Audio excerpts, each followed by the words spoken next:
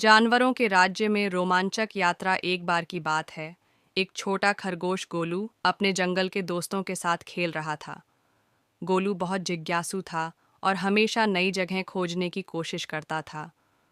एक दिन खेलते खेलते वह जंगल के उस हिस्से में पहुंच गया जहां कोई भी जानवर जाने की हिम्मत नहीं करता था।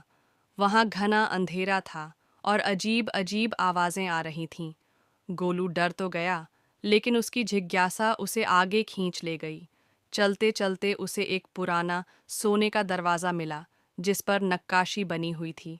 जैसे ही उसने दरवाजे को छुआ, वह चमक उठा और धीरे धीरे खुल गया। अचानक गोलू की आंखें चौंधिया गईं। वह जानवरों के एक अनोखे राज्य में पहुंच चुका था। वहां हाथी बादलों पर चल रहे थे, मोर रंगीन जादुई पंख फैलाकर हवा में उड़ रहे थे और शेर एक शानदार सोने के सिंहासन पर बैठा था। गोलू को समझ नहीं आया कि वह सपना देख रहा है या यह सच था। तभी एक बुद्धिमान उल्लू उसके पास आया और बोला, गोलू, तुम यहाँ कैसे आए? यह तो जादुई जानवरों का राज्य है। गोलू ने उल्लू को सब कुछ बताया। उल्लू ने मुस्कुराकर कहा, अब जब तुम यहाँ आ ही गए हो, तो तुम्हें एक काम करना होगा। तुम्हें हमारे राज्य का एक खजाना बचाना होगा, जिसे एक चालाक लोमड़ी चुराने वाली है। गोलू हिम्मत जुटाकर उल्लू के साथ गया। उन्होंने देखा कि एक लाल रंग की चालाक लोमड़ी महल में छिपकर खजाने की ओर बढ़ रही थी। गोलू ने चुपचाप एक योजना बनाई।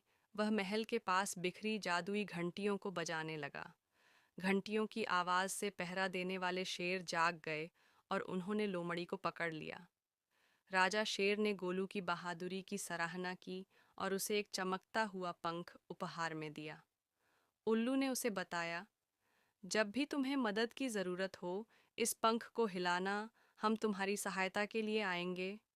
गोलू ने धन्यवाद कहा और जैसे ही उसने दरवाजे को छुआ, वह फिर से अपने जंगल में लौट आया। वह बहुत रोमांचित था, लेकिन किसी को इस जादुई दुनिया के बारे में बताने का वादा नहीं किया। अब जब भी उसे कोई मुसीबत होती, वह चमकता हुआ पंख निकालता और जंगल के जादुई दोस्त उसकी मदद के लिए आ जाते। समाप्त।